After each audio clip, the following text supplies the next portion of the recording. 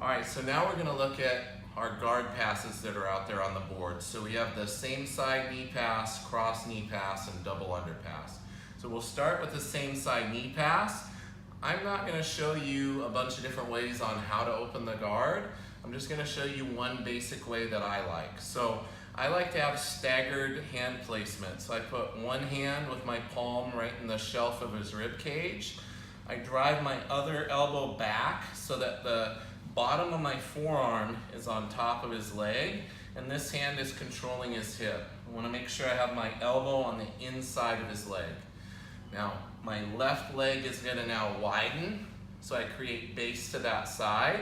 My other leg is going to move right underneath of his leg, and as I do that, I'm going to start moving my hips back towards his heels so that I can create tension on his hooks to open the legs. From here, the leg that I put under, that's gonna be my lead leg. So I'm gonna post this leg out. Now, same side knee pass, that means this knee came straight up. It's gonna go on the same path it's on.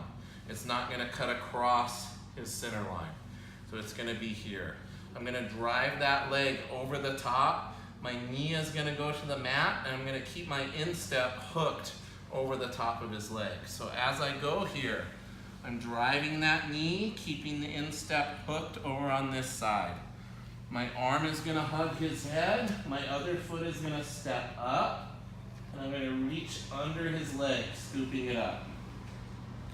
Now, my pressure needs to transfer to my shoulder. So I'm gonna use my shoulder to turn his face here. My left knee is gonna go next to my right knee. So there's a little bit of space here. That far leg is gonna go right next to that leg, and I'm gonna cross my ankles so my feet are hidden here the whole time. Now all I do is uncross the ankles and pivot on my knees.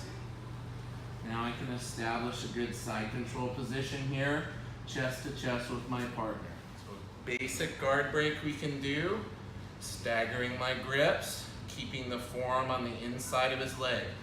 The hand on the hip is to control the elevation of the hips. I don't want him to be able to lift his hips up and follow me.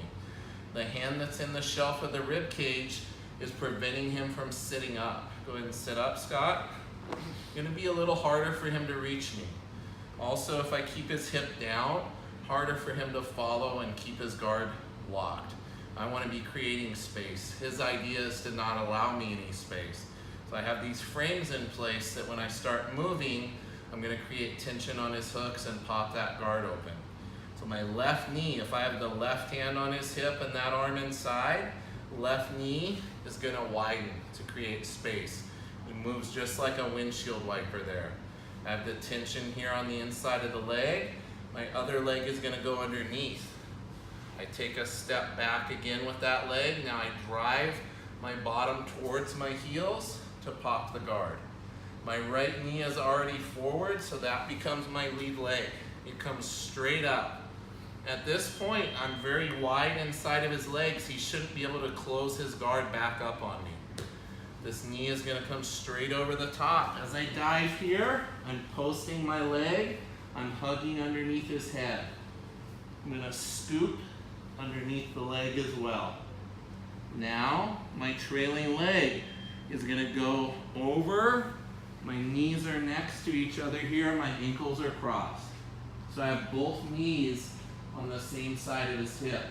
I have my feet hidden, so even if I lose his leg here, he cannot trap me in any kind of half guard. I will uncross my ankles, pivot on my knee, drive both knees up, establishing side control.